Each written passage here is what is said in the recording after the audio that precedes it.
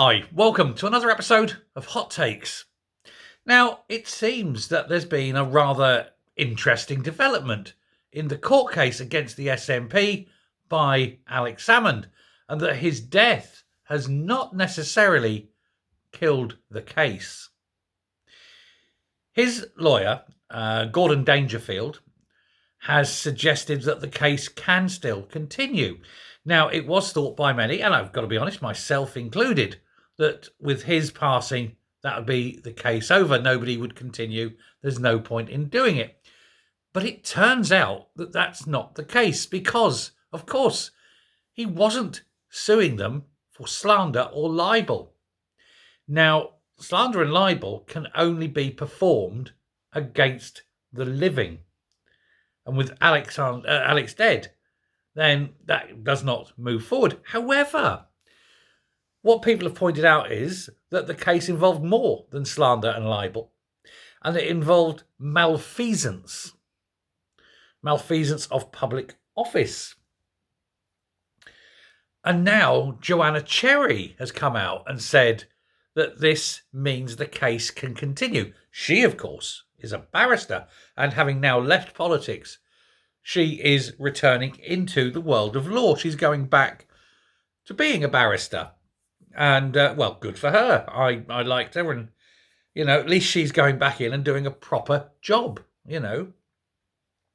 But she spoke out, as all the tributes were coming in, some from people who meant it, some from people who didn't. We've covered that. But she's been saying that as well, that the case isn't necessarily over. Now, it's all to relate to the official government probe. Now, in the probe, they made accusations against him. He won this in court.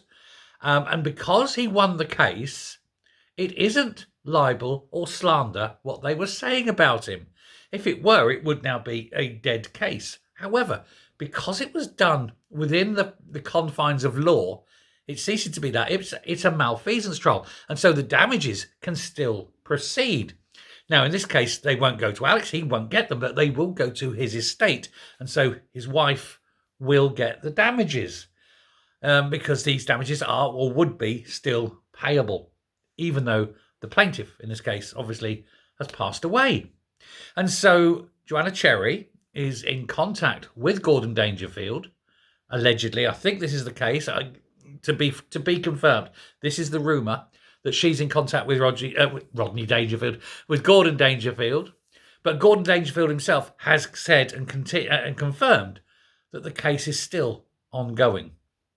And so that moment of brief joy from the SNP, thinking, oh, we're going to get away with it, has been snuffed out because they thought they were getting prosecuted for a suit for one thing without realising that that wasn't it.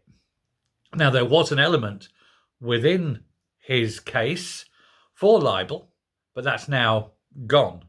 But the malfeasance part of the case is still live. And, of course, those, what we can call significant damages, will still apply.